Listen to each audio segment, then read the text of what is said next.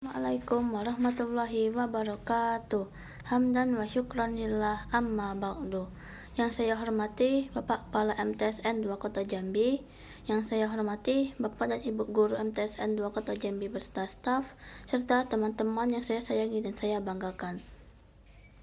Syukur alhamdulillah kita panjatkan kehadiran Allah Subhanahu wa taala, yang mana pada kesempatan kali ini kita semua dapat berjumpa dalam keadaan sehat walafiat. Izinkanlah saya Putri Antika Pratiwi dari kelas 9I MTSN 2 Kota Jambi untuk menyampaikan pidato saya yang berjudul Belajar Efektif bagi Siswa. Seperti yang kita ketahui, setiap siswa tentu memiliki kebiasaan belajar. Apa itu kebiasaan belajar?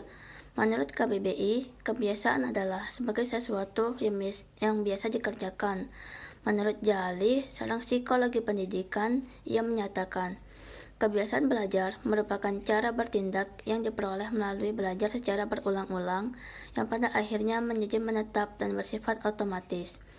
Adapun dari website psikologimania.com, kebiasaan belajar adalah perilaku belajar seseorang dari waktu ke waktu dengan cara yang sama dalam rangka menambah ilmu pengetahuan baik di sekolah maupun di rumah. Belajar efektif adalah proses untuk mendapatkan kepandaian atau ilmu yang lebih cepat dan berhasil. Berdasarkan data yang saya dapatkan, terdapat lebih banyak siswa yang suka belajar sambil mendengarkan musik. Ada pula siswa yang suka merangkum materi dengan memberi warna-warni pada catatan atau buku. Dan ada juga siswa yang suka belajar sambil bereksperimen. Berdasarkan data yang saya sebutkan tadi, kita dapat mengetahui gaya belajar dibedakan menjadi 3, yaitu 1. Gaya belajar visual, yaitu gaya belajar dengan cara melihat, membayangkan, dan memperhatikan secara langsung objek yang dipelajari. Contohnya, berimajinasi dengan membayangkan sebuah peristiwa atau materi yang dipelajari dan memberi warna-warni pada catatan atau buku. 2. Gaya belajar audio, yaitu gaya belajar dengan cara mendengarkan nada, irama. Contohnya, belajar dengan diiringi musik. 3. Gaya belajar kinestik, yaitu gaya belajar dengan cara bergerak, merasa, menyentuh, dan menggenggam. Contohnya, menghafal dengan cara berjalan dan belajar sambil bereksperimen. Adapun cara yang bisa kita lakukan agar belajar kita lebih efektif adalah mengulang materi yang diajarkan guru, menata ruang belajar, mengerjakan tugas-tugas dan belajar sesuai jadwal belajar. Belajar tidak akan efektif jika ruang belajar tidak nyaman untuk belajar. Ruang belajar harus dikondisikan agar nyaman untuk belajar.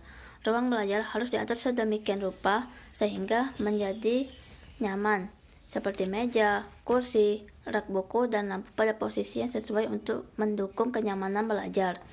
Hal ini akan sangat membantu untuk lebih fokus pada subjek pelajaran dan otomatis materi yang diserap akan lebih efektif. Apabila sudah memiliki cara belajar yang efektif, sebaiknya dilanjutkan. Tiap orang ada kalanya memiliki cara belajar yang sesuai dengan dirinya.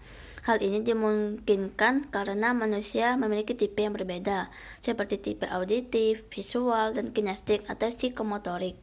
Ada orang yang dapat belajar dengan baik itu mendengarkan, melihat, dan ada pula yang harus mempraktikkan. Kita harus mengenali tipe diri kita sehingga kita dapat menerapkan cara belajar yang efektif. Oleh karena itu, kita harus mengenali diri sendiri untuk memilih gaya belajar mana yang sesuai dengan kita. Marilah kita menerapkan pola belajar efektif agar kita bisa menjadi siswa yang berprestasi, baik dalam bidang akademik dan non-akademik maupun dalam bidang agama.